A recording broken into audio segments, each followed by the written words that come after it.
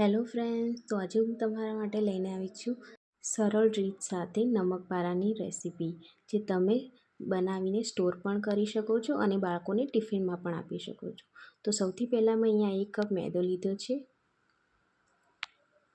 ત્યારબાદ મેં અહીંયા 1 ચમચી કાળા તલ લીધેલા છે.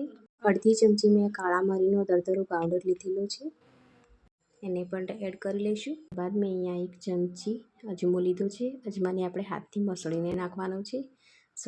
ત્યારબાદ આપણે એમાં સ્વાદ અનુસાર મીઠું ઉમેરી લેવાનું છે અને મોયણ માટે આપણે એમાં 2 ચમચી તેલ ઉમેરી લેવાનું છે. ત્યારબાદ આપણે એમાં બધી જ વસ્તુને સરખી રીતે મિક્સ કરી લેવાનું છે.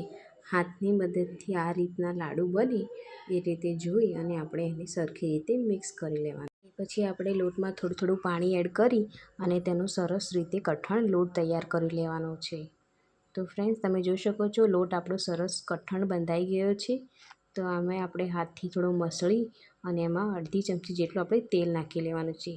તો તેલ લગાવ્યા બાદ આપણે એને સરખી રીતે મસળી અને એને 10થી 15 મિનિટનું ઢાંકીને રેસ્ટ આપી લેવાનો છે. તો ફ્રેન્ડ્સ, 15 મિનિટ જેવું થઈ ગયું છે અને તમે જોઈ શકો છો લોટ આપણો પરફેક્ટ થઈ ગયો છે. નમકપારા બનાવવા માટે એકવાર સરખી રીતે એને મસળી હાથથી અને તેના લુવા તૈયાર કરી લેવાના છે. તો મારી આ લોટના 3 લુવા તૈયાર થયા છે.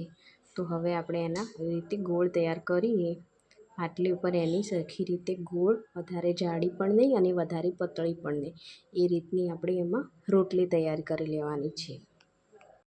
તમે જોઈ શકો છો રોટલી એકદમ પરફેક્ટ તૈયાર થઈ ગઈ છે. હવે આપણે એને ચાકાની મદદથી એના કાપા કરી લેવાના છે.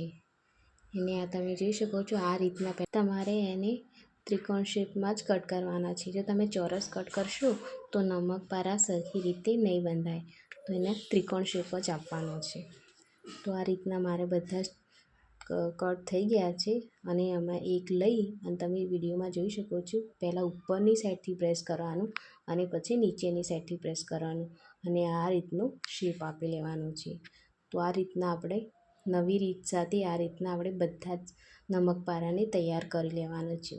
તો બીજી બાજુ મેં તેલ પહેલાંથી જ ગરમ કરવા મૂકી દીધું હતું અને તેલને આપણે લો ગેસની ફ્લેમ જ રાખવાની છે અને આપણે બધા જ નમકપારાને એડ કરી લેવાના છે અને એને લો ફ્લેમ પર જ તળવાના છે. તો તમે જોઈ શકો છો લો ગેસની ફ્લેમ પર આપણા નમકપારા એકદમ તળાઈને ક્રિસ્પી તૈયાર થઈ ગયા છે. અને આપણે એક પ્લેટમાં કાઢી લઈશું અને એકદમ ક્રિસ્પી અને કુરકુરા નમકપારા આપણા તૈયાર થઈ ગયા છે. તો ફ્રેન્ડ્સ, આ રેસીપી એકવાર જરૂરથી ટ્રાય કરજો અને તમે એને બનાવીને મહિના સુધી સ્ટોર પણ કરી શકો છો અને બાળકોને ટિફિનમાં પણ આપી શકો છો. જો તમને મારી આ રેસીપી ગમી હોય તો મારા વિડીયોને લાઇક અને ચેનલને સબસ્ક્રાઈબ જરૂરથી કરજો, જેથી મારા આવા અવનવા વિડીયો તમારા સુધી પહોંચી જાય.